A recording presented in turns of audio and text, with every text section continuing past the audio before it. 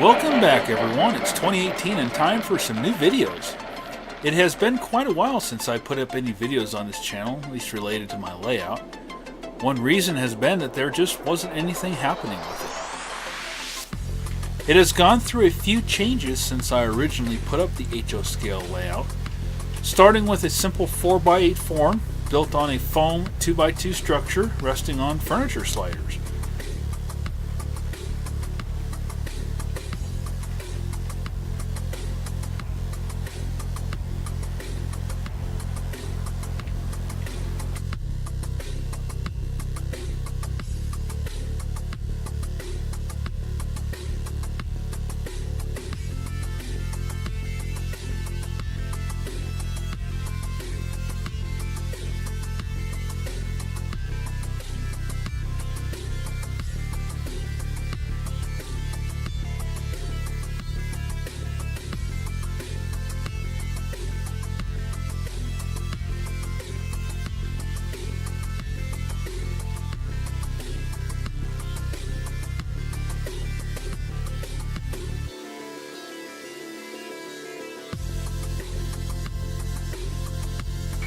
And it went from that to a wraparound going around the entire room there.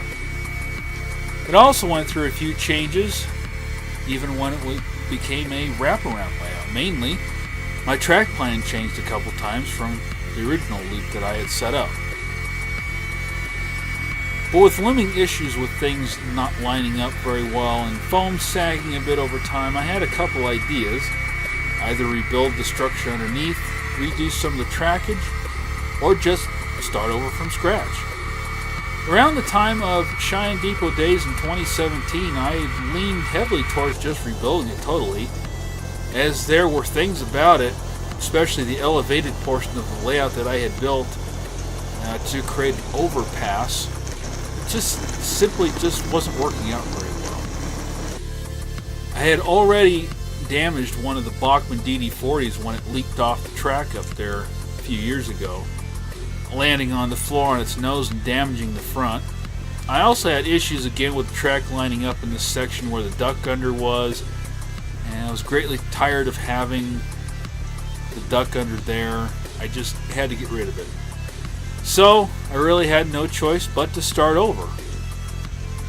Hopefully things will work better. During depot days, while I was looking at the layouts there, as I do every year, I was again impressed with the level of detail that could be done with such a small space. The benefit of moving to N scale is that I could roughly double the amount of layout space that I have in the bedroom. At the train show, I had purchased a large lot of Kato Unitrack and 3 Kato Jivo locomotives. One locomotive I decided to sell because it was a Canadian national, and that is not a road typically seen on the Union Pacific where I live and model.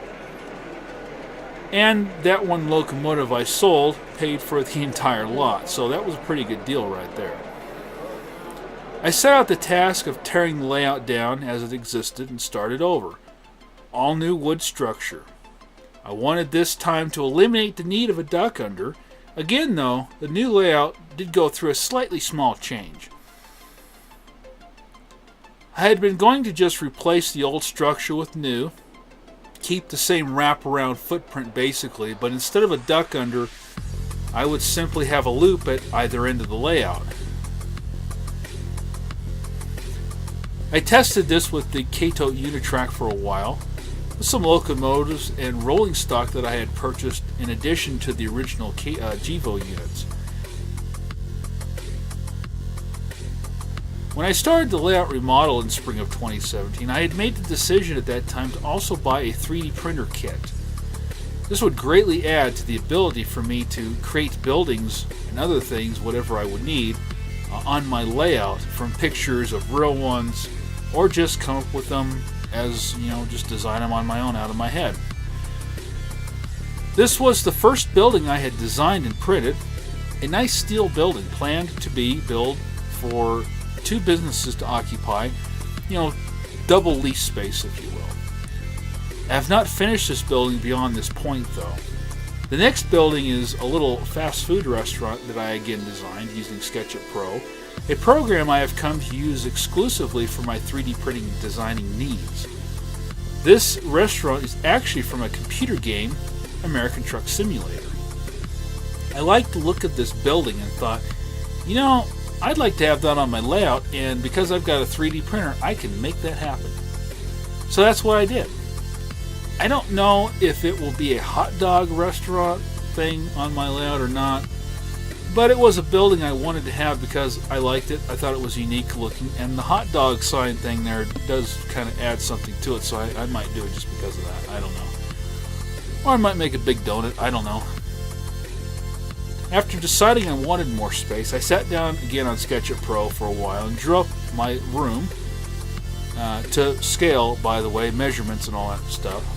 And I also drew the layout up as it was, just to see how I liked it and how it fit. And this was a great thing that I did because it really helped me out on space and deciding how wide the layout was going to be and where the peninsula was going to be. And I decided, yes, I wanted the peninsula to give me more room. Originally, I didn't want to take up the entire bedroom with layout, but I decided, well, what else am I going to use it for at this point? So I decided I'll put a peninsula here to give me more track space, but what configuration and where would I put it? I almost went with a scenic divide on the peninsula to have a town on either side, and I really still would have probably done that. I do like that idea. But I had made a decision when I was thinking about what I wanted to do, and that was one of the key things I decided that I wanted to have, because I have the 844, the Kato 844 with Loc Sound, which is a very nice locomotive, and the 4014 Big Boy oil version and scale. Decided that I wanted to have their prototypical home. Well, where was that? That would be the Cheyenne Yard, specifically the steam shop and roundhouse. This would become the key area, the key focal point, if you will, of my layout. So that's what I decided to do the peninsula as, the Cheyenne Pacific Yard, Union Pacific Yard. Because they're housed there in real life, they're going to be housed there on my layout. This is going to be the starting point of the layout. Everything else connects to this. All roads lead to the Cheyenne Union Pacific Yard, in the case of my N-scale layout, basically. But I decided that if I was going to go through the work of creating these buildings, drawing them up, 3D printing them, putting them together, and painting them, and all that stuff, I wanted to be able to see all sides of them, and that's why I decided the peninsula is where they were going to go. The second area that I decided that I wanted to have on the layout was 10th Street, Greeley, Colorado. One, it's a nice looking area around there where the tracks come through town. Second, it's a route that Union Pacific does take the steam program through when they're going to Denver, along with a lot of other freight and whatever, but it's, prototypical for the steam program. Third, the Colorado Model Railroad Museum is right there in the old freight station right next to the track there on 10th Street, and it's a pretty cool building. I will be 3D modeling that and printing it if I have room. I may condense it down a little bit, but I want to create that building because it's a pretty cool building. And there's several videos on YouTube of the building and the awesome layout that's inside of there. There's also Carl's Jr. there. It gives me my nice little fast food restaurant that I like to have. This is an area that, well, it's down the list of things to do right now. The main focus is the Cheyenne Union Pacific Yard. The rest of the layout will probably be fictional, with an industry or two that really does exist. Frankly, everything is kind of fictional. I mean, I don't have the room to do everything in prototypical size and distance. I don't think most people do. But it's going to be based on a couple areas. They're going to be condensed down because I have to do that. But I'm going to do at least a nice representation of those areas. And I may have also a small section of track that runs along the wall here to what I'm going to call the 10th Street Greeley scene that connects to the Cheyenne Yard with a magnetically held pop-out piece. A bridge, if you will, but it won't be a bridge. It'll just be a little piece of wood or foam or something like that that's just held with magnets. The section in front of the closet is another area that I had real problems with sagging and the track not lining up. And it's built more solid now. It still pops out. I was going to use magnets to hold this, but I ended up just making it out of some wood and doing some pockets with this beam down the middle here that the whole thing slips into. It works pretty well, and it's pretty sturdy, solid. It has some weight to it, so I did particle board on the entire layout. It gives it some weight. It also gives it some rigidity too at that point too. It's all screwed together, so this thing is definitely a lot stronger than it was when it was the HO layout.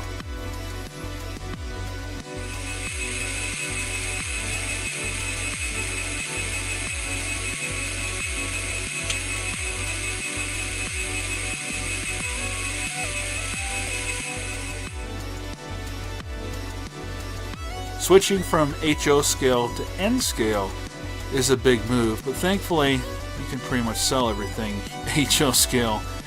I have not gotten rid of all of my HO stuff. I actually do have a plan for it. This room will house 2 layouts. Actually, technically 3, but that's for a future video. Right now, thank you very much for watching. There will be more follow-up videos to what I'm doing on the layout. And in the meantime, take care everyone and peace out everybody.